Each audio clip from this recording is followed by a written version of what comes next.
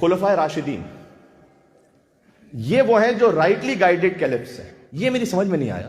رسول اللہ کے خلیفہ ہیں تو کچھ راشد کو غیر راشد کیوں ہیں؟ بھائی مثال ہے، یعنی ایسا ہو کہ اگر میں آپ کے گھر آیا، نماز کا وقت ہوا، تو ہم نے کہا نماز پڑھنی ہے. آپ نے کہا کہ مطلب نہ ادھر نہیں، یہ ایک نماز کا مخصوص ہم نے حجرہ رکھا ہوا ہے، وہاں یہ نماز پڑھنے کے، وہ پاک صاف بالکل ہے، اطمینان ہے وہاں پر.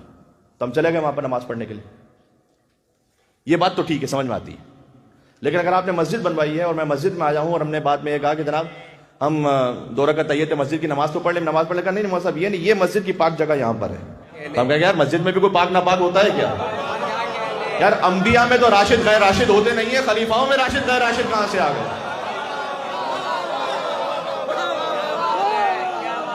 یہ بات سمجھ میں آ رہی ہے؟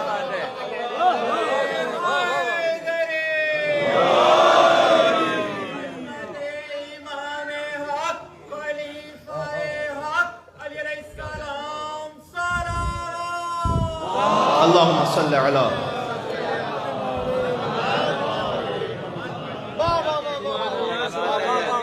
یہ کیا بات ہے کہ کوئی راشد ہے کوئی غیر راشد ہے؟ بھئی اگر رسول اللہ کے خلیفہ ہیں تو سارے راشد ہونے چاہیے.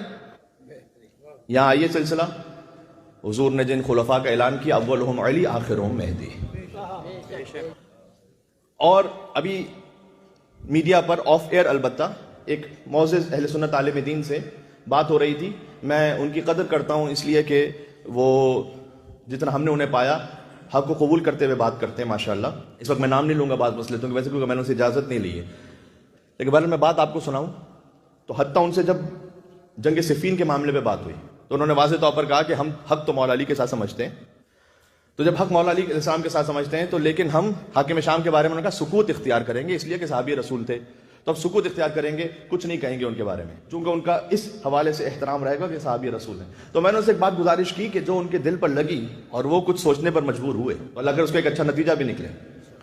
میں نے ان سے کہا کہ دیکھیں تمام صحابہ کرام رضوان اللہ تعالیٰ علیہ مجمعین کا احترام تو ہم بھی کرتے ہیں، لیکن ہم صحابی کی ڈیفینیشن کیا وہ ہم سے پوچھ لیجئے پہلے.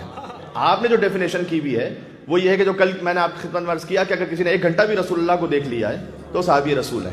آپ جسے صحابیت کی سند دینا چاہتے دیجیے، لیکن ایک اس میں شرط کا اضافہ کیجیے کہ صحابی وہ ہے کہ جس نے رسول اللہ کی ایمان کی حالت میں زیارت کی ہو، کہ وہ مومن اور سے زیارت کی ہو، اور بعد از وفات رسول کم از کم پنجتن سے نہ لڑا ہو.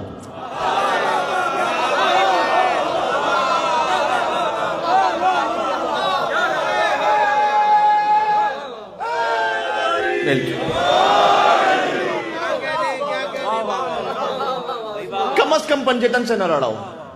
تو انہوں نے مجھ سے کہا کہ یہ آپ کیسے کہہ سکتے ہیں، یہ بات تو آپ کی اچھی لگ رہی ہے لیکن آپ کیسے کہہ سکتے ہیں؟ میں نے کہا آپ کیا ایمان سے بتائیے گا، آپ کیا یہ حدیث ہے یا نہیں کہ یا علی حرب کا حربی و سلم کا سلمی والایمان مخالط لحم کا ودم کا مخالط لحمی و دمی. اے علی آپ کی جنگ میری جنگ ہے.